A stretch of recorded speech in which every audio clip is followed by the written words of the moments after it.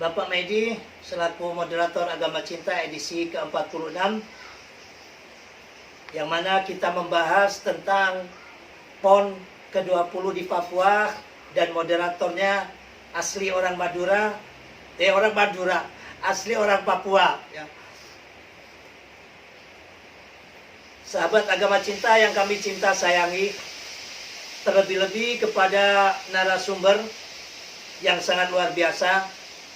Tidak ada kata dan ungkapan kecuali terima kasih dan penghargaan yang setinggi-tingginya kami sampaikan kepada narasumber, kepada moderator, kepada partisipan, dan juga semua peserta webinar Agama Cinta edisi ke-46 ini.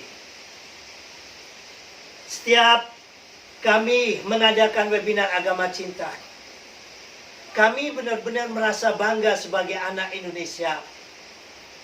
Kami benar-benar seperti Garuda yang duduk tegak di pita Bhinneka Tunggal Ika. Kami bersama saudara kami dari tokoh agama Hindu, tokoh agama Buddha, tokoh agama Katolik, tokoh agama Konghucu, tokoh agama Islam sendiri, dan juga tokoh daripada agama Kristen. Kami dapat bersatu di sini dalam satu tujuan, membicarakan tentang bangsa dan negara ini. Kita tidak permasalahkan tentang teologi. Tuhan yang gue sembah adalah Allah. Tuhan yang disembah oleh Pak Maidi adalah Yesus. Tuhan yang disembah oleh saudara kami yang di Hindu ataupun Buddha, mereka menyebutnya dewa. Ini semuanya adalah jalan, cara menuju nirwana, menuju paradis, menuju jannah ataupun surga, tempat harapan semua umat manusia. Namanya juga berbeda. Jangan kita paksakan sama. Apabila kita membicarakan tentang teologi suatu agama, maka tidak akan pernah ketemu. Karena memang kita berbeda. Kalau agama saya dengan agama Pak Maidi sama, orang Kristen juga menggunakan kitab Al-Quran, dan Tuhannya juga Allah. Pak Maidi tidak perlu menyebut dirinya Kristen ataupun saudara yang Katolik, kan begitu. Karena berbeda. Gus menyembah Allah, kitabnya Al-Quran, maka disebut Islam. Pak Maidi kitabnya Injil, Tuhan yang disebutnya adalah Yesus, kan begitu. Lah, agamanya juga berbeda, ya sudah. Perbedaan ini jangan pernah kita pertentangkan. Sampai kapanpun tidak akan pernah ketemu. Nggak usah jauh-jauh Islam dengan Kristen, Katolik dengan Kristen, yang hakikatnya sama. Ini juga kalau diperdebatkan tidak pernah ketemu. Islam antara Syiah dengan Sunni, kalau diperdebatkan juga tidak pernah ketemu. Padahal sama-sama Islamnya. Apalagi dengan Ahmadiyah juga, kan begitu. Makanya, di dalam kita hidup berbangsa dan bernegara ini, kita bisa memilih dan memilah. Konsep utamanya di dalam kita hidup berbangsa dan bernegara, seperti yang disampaikan oleh saudara kami tadi, Pak Wayan, bagaimana kita ini bisa saling asa, saling asih, saling asuh. Ing matyo mangun karso, ing karso sung tulodo, tuturi handayani. Bagaimana kita para tokoh-tokoh agama ini bisa ing madya mangun karso ing karso sung tulodo, sehingga jamaah kita, umat kita bisa tuturi handayani. Dengan Agama Cinta ini, kita ajak seluruh komponen anak bangsa. Ini loh Indonesiaku. Saya Gosole Marjuki Muslim, Pak Wayan orang Hindu, Pak Destian orang Konghucu, dan juga Pak Ronald orang Kristen. Bang Bondan Wicaksono yang ganteng ini orang Katolik. Kami semua di sini bisa bersatu membicarakan permasalahan bangsa tanpa harus gontok-gontokan.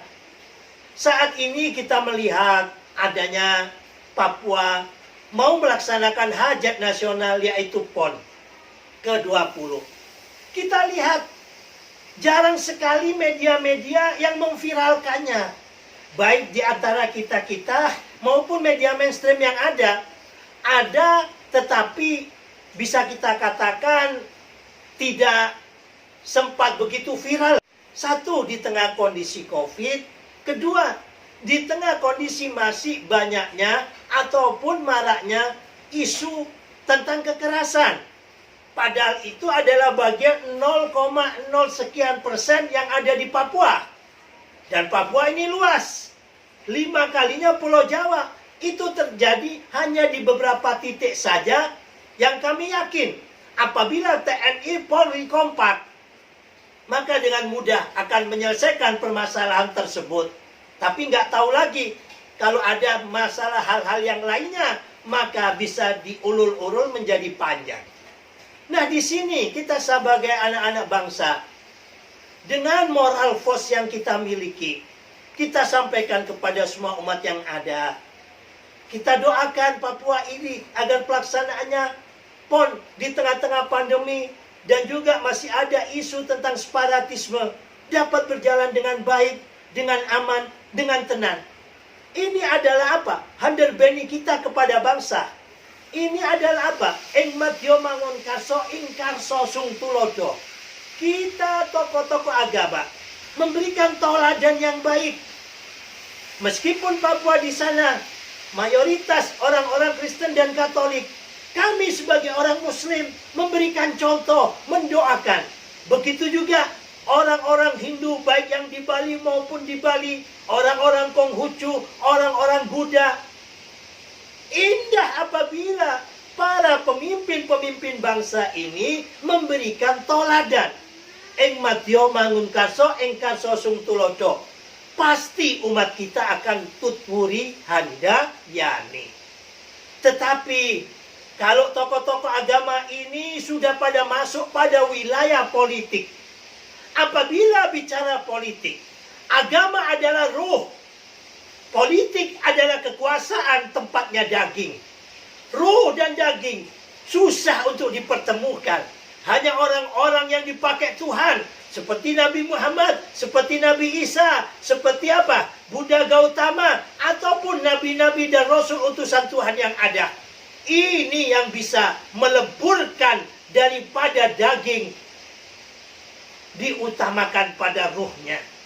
Tetapi apabila manusia-manusia biasa bukan pilihan Tuhan, selama mereka beragama dan dia mengawinkan agama ini dengan politik, maka agama ini banyak yang tenggelam, daging ini banyak yang mengalahkan daripada roh.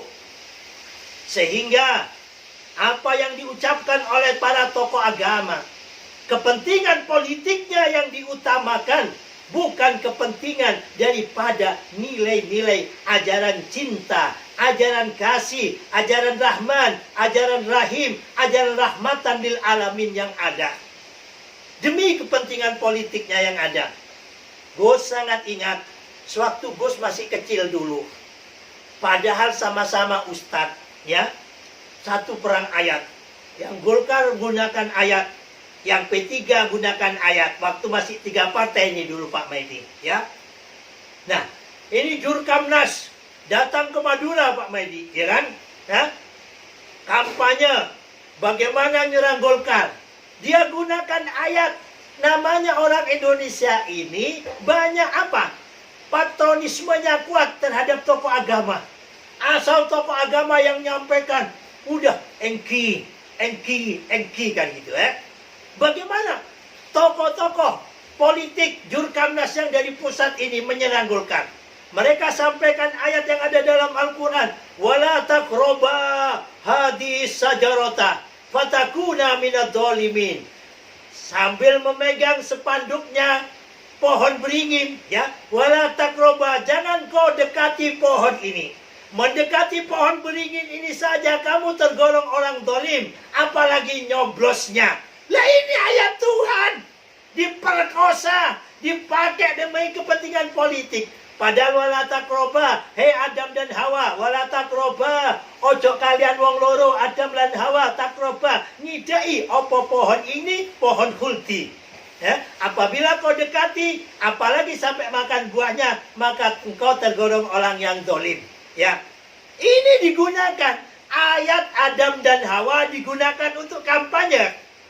Nah, yang dari Golkar juga demikian, menyerang P3 dengan ayat. Nah, itu modelnya zaman Orde Baru. Di zaman saat ini, bukan lagi ayat yang dipakai, tetapi ayat dibikin hoax, diputerbalikan. Senantiasa di-share berulang-ulang kali tentang khilafah, seakan-akan khilafah itu hukumnya wajib. Padahal khilafah itu bagian daripada ikhtiar umat Islam di dalam membentuk suatu negara.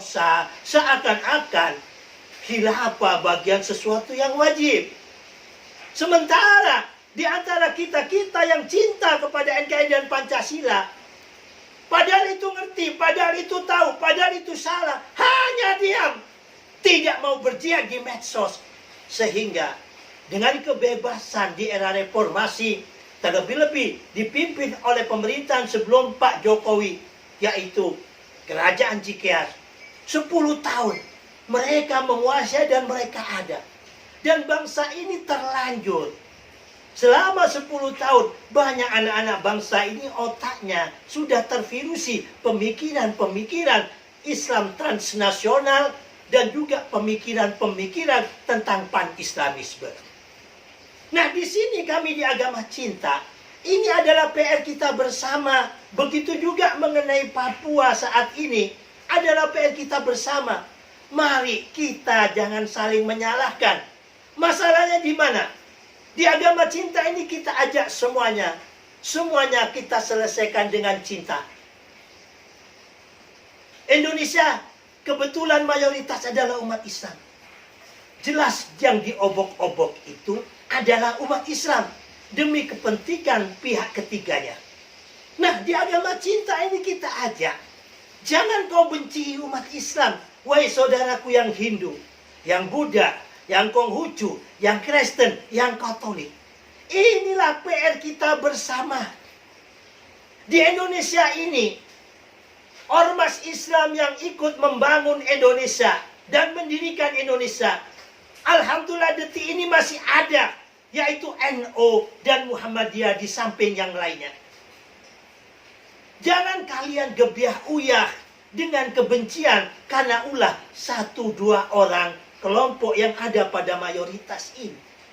Tetapi ayo, mari bersama-sama kita selesaikan permasalahan bangsa ini dengan cinta.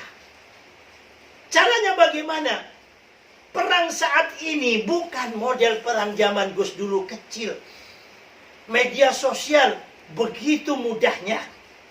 Sehari kita bikin akun 2-3 bahkan 5 bisa. Begitu juga nomor HP. Di zaman awal reformasi dulu, Gus beli nomor HP itu yang sampai saat ini ada Pak Medi 0817706999 10 nomor.